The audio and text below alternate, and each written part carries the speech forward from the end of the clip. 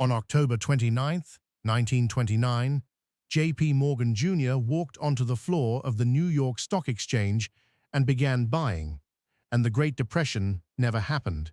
At least, not the one we know. The panic had been building for days. Black Thursday, 5 days earlier, had seen 13 million shares dumped in a single session. A hastily assembled consortium of bankers, led by Thomas Lamont of J.P. Morgan, had pooled roughly $130 million to stabilize prices that Thursday, and it had worked, briefly, but by Monday the selling resumed, more vicious than before. Margin calls cascaded through brokerage houses. Investors who had borrowed 90 cents on every dollar of stock they owned were being wiped out. Tuesday morning opened with a tidal wave of sell orders and no buyers in sight. In our timeline, the bankers stepped back. They let the market fall. The Dow would eventually lose 89% of its value, unemployment would reach 25%, and the world would be reshaped by the catastrophe that followed. But what if the consortium had not stepped back? What if Morgan had doubled down, committed everything, and held the floor? In this alternate timeline exploration, we examine what could have happened and why the real history unfolded differently. What no one standing on that trading floor could have known was that saving the market would come at a cost far greater than letting it fall. Morgan's consortium committed over $500 million in coordinated purchases across blue-chip stocks that Tuesday morning. It was an unprecedented sum, nearly 4 times what they had spent on Black Thursday. Morgan partners appeared personally on the trading floor, buying aggressively and visibly, making a public spectacle of their confidence. Richard Whitney, the exchange vice president who had acted as the consortium's broker on Thursday, was back again, placing enormous buy orders for U.S. Steel and General Electric at prices above the market. The message was unmistakable. The most powerful names in American finance were betting their own fortunes that the bottom would hold. By early afternoon, the panic selling slowed. By closing bell, the Dow had clawed back most of its losses for the day. The newspapers, which had been preparing obituaries for the American economy, ran cautious headlines instead. The crisis was not over, but the free fall had stopped. The weeks that followed were volatile. The market tested the floor the consortium had built, dipping and recovering, dipping and recovering. Each time it wobbled, Morgan's allies made another round of purchases. Behind the scenes, the Federal Reserve, which had raised interest rates in August to curb speculation, tightening credit at precisely the worst moment, quietly reversed course. The discount rate came down. Credit loosened. The message from both Wall Street and Washington was the same. The system would hold. Consumer confidence, while shaken, did not shatter. Businesses that in our timeline would have shuttered their doors stayed open. Workers who would have been laid off by the millions kept their jobs, most of them. The economy entered a recession, painful but not apocalyptic, and the men who had saved the market became the most celebrated figures in America. But the rescue had not fixed anything. It had merely prevented the worst symptoms of a disease that was still spreading beneath the surface. In June of 1930, President Herbert Hoover signed the Smoot-Hawley Tariff Act into law. Over 1,000 economists had signed an open letter begging him not to. The act raised tariffs on more than 20,000 imported goods to record levels, and it had been moving through Congress since before the crash. In our timeline, Smoot-Hawley deepened an already catastrophic depression. In this alternate timeline, with the domestic economy merely bruised rather than broken, the tariff's damage was slower and more insidious. Canada retaliated immediately. Britain followed. France imposed quotas. Within a year, global trade volumes contracted by a quarter. American farmers, who had been overproducing throughout the 1920s and were already struggling with falling commodity prices, now lost their export markets entirely. European nations, still staggering under World War I debts and the rigid obligations of the Dawes Plan, found their access to American markets choked off just when they needed it most. The trade war created a slow-burning international crisis. At home, the recession deepened in sectors tied to exports, agriculture, manufacturing, raw materials, even as Wall Street celebrated its narrow escape. the economy was splitting in two, and the consequences of that split, still years from becoming fully visible, would prove devastating. But first, we need to understand the man who believed he had been vindicated. Herbert Hoover had taken office in March of 1929, inheriting an economy he privately knew was overheated. He had warned friends about speculative excess. He had urged the Federal Reserve to act. And now, in the aftermath of the averted crash, he appeared to the American public as a man whose steady hand had guided the nation through its darkest financial hour, even though the consortium's intervention had little to do with his administration. Hoover governed a country in mild recession rather than catastrophe, and he governed it exactly as his temperament dictated, cautiously. He authorized modest public works programs. He encouraged voluntary cooperation between business and labor to maintain wages. He signed legislation creating a limited system of banking oversight, a pale shadow of the reforms that would never come. But he resisted anything that smelled of fundamental restructuring. The federal government, in Hoover's view, was a coordinator, not a commander. The 1932 presidential election was competitive in a way our timeline never saw. Franklin Roosevelt, the governor of New York, ran against Hoover, but he ran without the mandate of national catastrophe. There was no army of the unemployed demanding radical change. There were no Hoovervilles, no breadlines stretching for blocks, no photographs of hollow-eyed children that would sear themselves into the national conscience. Roosevelt campaigned on reform, but the urgency was missing. Hoover won re-election narrowly, carrying the industrial Midwest by thin margins that would have been unthinkable in the America we know. This is where the true cost of the rescue begins to reveal itself. Without the Great Depression, without the searing, generation-defining trauma of 25% unemployment and bank runs that destroyed the savings of millions, the New Deal never materialized.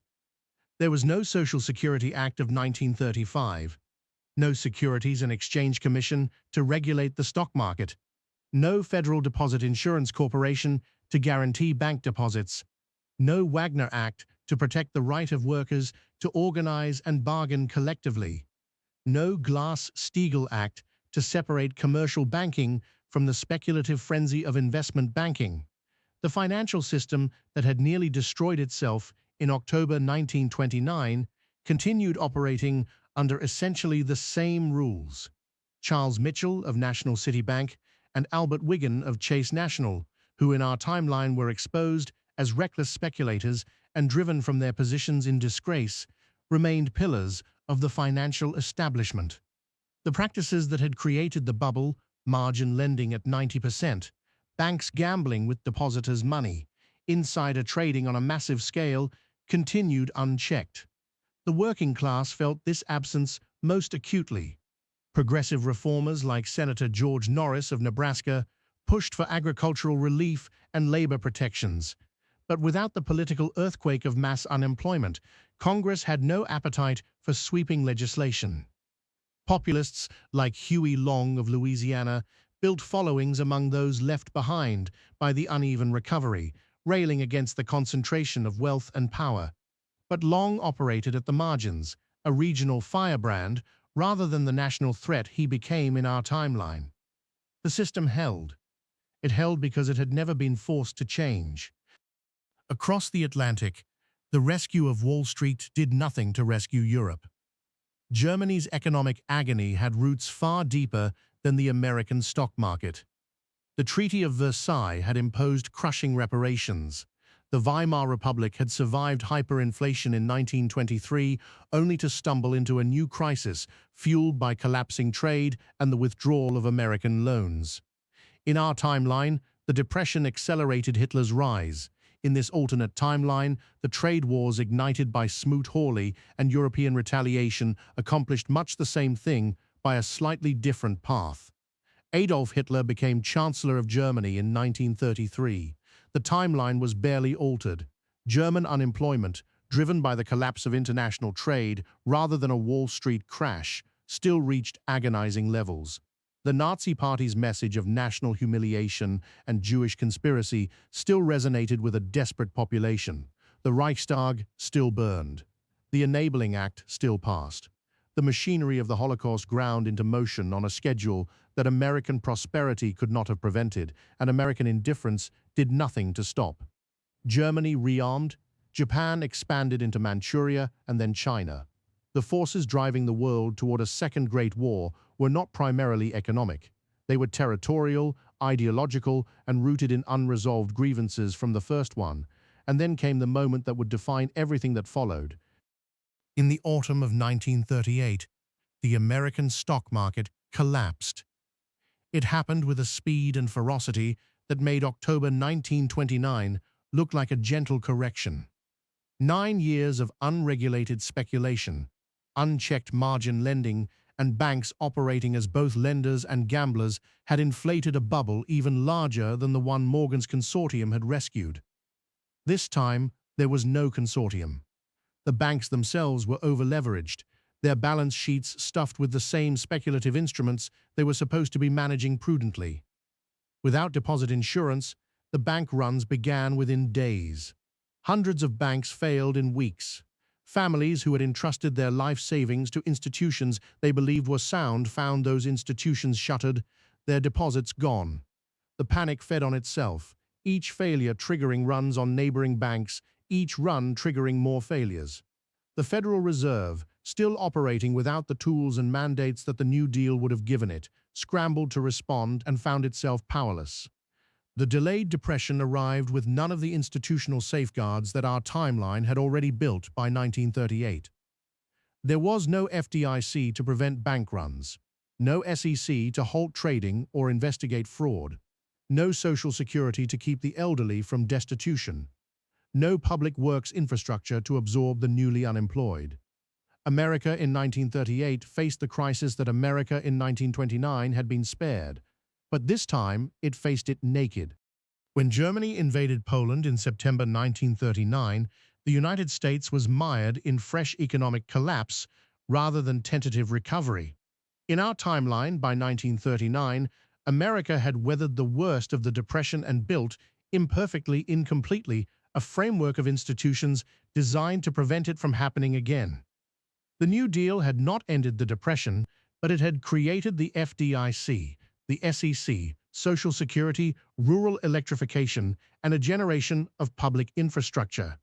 When war came, America mobilized from a position of institutional strength, channeling New Deal agencies and public works experience into the largest military buildup in human history.